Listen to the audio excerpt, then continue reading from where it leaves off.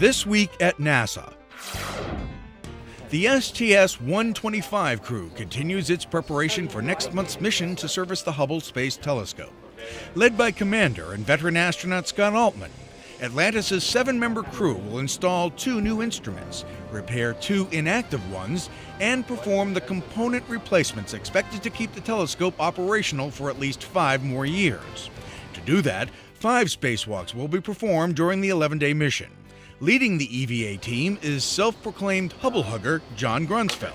When I was assigned to STS-103, my first Hubble mission, it was like finding the Holy Grail. As an astronomer, this was a huge deal for me and the kind of thing that I had dreamed about since I was 6 years old. When I finally got there in December of 1999, I was on the end of the robotic arm and within about a meter of Hubble.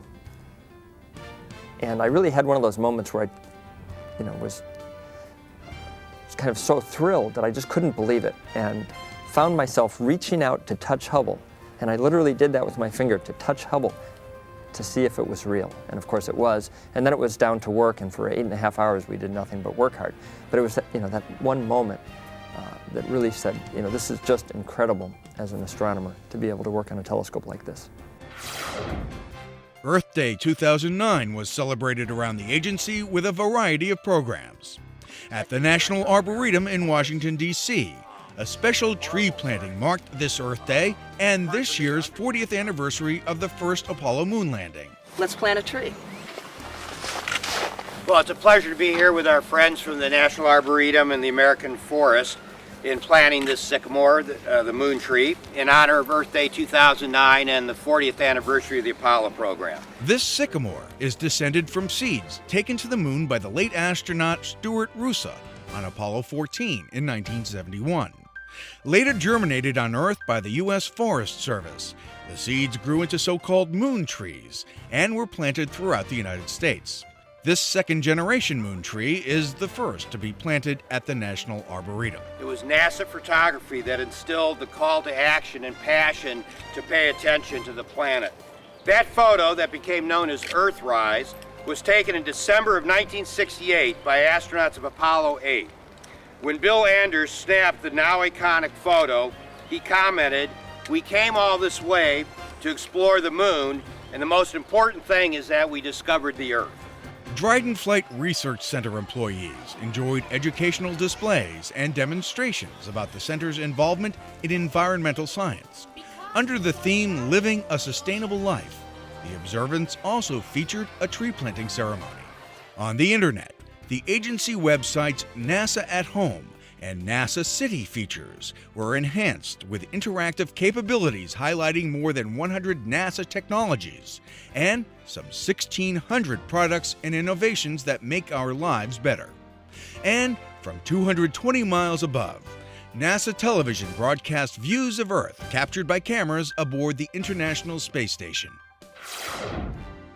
In keeping with that green theme, the Ames Research Center and NASA Research Park hosted the 2009 Exploration and Sustainability Expo. Showcased were state-of-the-art green products and technologies, including electric cars, personal rapid transit systems, and 21st century propulsion systems. The day-long event allowed Ames researchers to meet, network, and compare notes on green technology development with their research park partners and the Silicon Valley business community. More than 40 exhibits highlighted research and technology for a cleaner, greener Earth. The expo is to actually show people what's going on the cutting edge of technology so that people can see, hey, here's where new jobs and new careers could be based upon. We've got everybody coming together, scientists, researchers, engineers, high technology, things that are happening in your backyard, new green technology. All these groups are coming together and we're having a really great interchange. Near the Marshall Space Flight Center, the annual Student and University Launch Initiatives blasted off, with 33 student teams flexing their engineering muscles. Participants launched self-built payload-ready rockets that climbed to an altitude of a mile, then returned safely to Earth. Sponsored by NASA's Exploration Systems Mission Directorate, the two-day event is designed to encourage young innovators to think like NASA engineers and aspire to become next-generation contributors to the space program. NASA helped family, friends, and rocket enthusiasts track the launches via Twitter and Facebook. Employees of the Kennedy Space Center joined with colleagues from the Cape Canaveral Air Force Station to celebrate 2009 Family Day. Plenty of activities and exhibits informed and entertained families and friends. Included were drive-by tours of the shuttle launch pads, Atlas and Delta launch pads, the Air Force Museum, and the shuttle landing facility.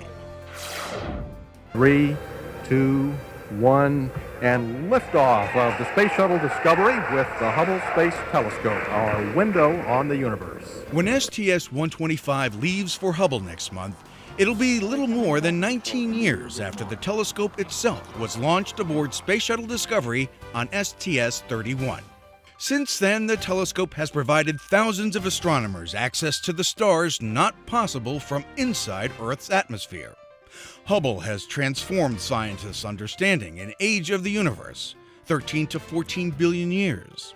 It has turned astronomical conjectures into certainties.